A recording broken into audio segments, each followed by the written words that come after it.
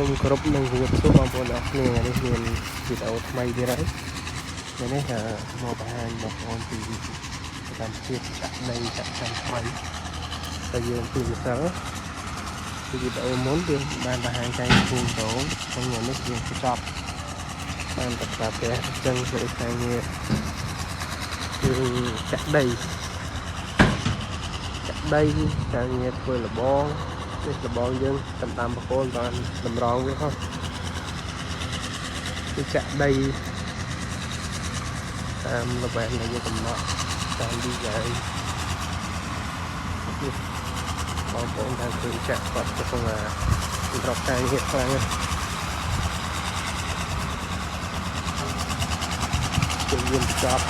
វាអត់ទាន់តែកំណត់របស់យើង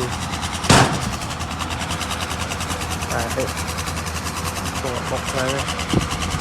ឡានក៏មិនសម្រាប់មកតាមខ្ញុំធំខ្លះទៅយ៉ាងហោច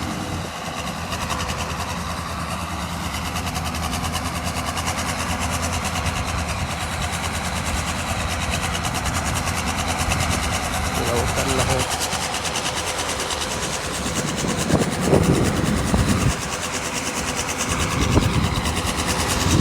មកឡើងទៅលើបង្ហាញបងប្អូនទៀតទីតាំងនៅកំពង់តាហាប់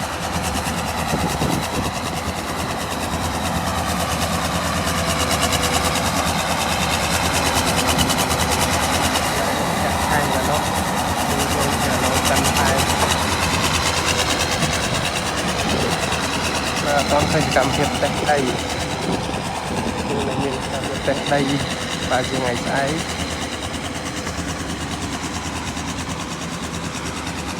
នេះកាន់បហាត់សិនយ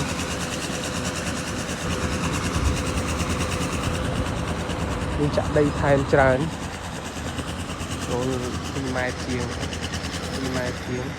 គឺដីដំណើ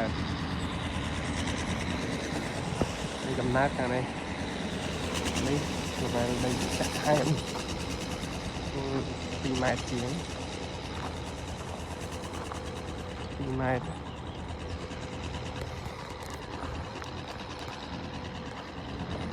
ទៅខាងគ្រឿងចាក់ខាងមុខបង្ហាញតែបន្តិចទៀតហើយបងប្អូនឃើញដីឃើញ level វាខុសគ្នាខាងឡូខាងនោះខាងទៀតខាងនេះខ្ពស់ដោយសារដីតាមតំបន់មួយវាមានកម្រិត niveau វាខុសគ្នាខាងជាប់លបងនោះទៀបយ៉ាងទៅទីតាំងឡូកិនបន្ទាប់ចឹងទៅខាងលើនេះខ្ពស់ជាងគេប៉ុន្តែខ្ពស់នេះក៏អត់ទាន់ហើយដែរយើងនៅមានទៅជា2 3បន្ទាប់ទៀតហើយវា6 7ទឹកទៀតនេះការងារដីអត់ទាន់បង្ហាប់ឡើងនេះដីបានពុះចាក់មកទៀតដឹកមកទៀតឡូនេះមកដើមទៀតមកគ្រឿងទៀតបុលនៅនេះទៀតចឹងវិសាដីយើងត្រូវដឹកចូលច្រើនហើយយើងខំថាបានចប់តាន់តាមកំណត់របស់យើងបាទចឹងវីដេអូនេះបង្ហាញបងប្អូនប៉ុណ្ណឹងសិនដោយសារមេយើងក្តៅដែរចឹងគឺថាវាក្តៅអត់បានយូរសូមគោរពជំរាបលាបងប្អូនអរគុណ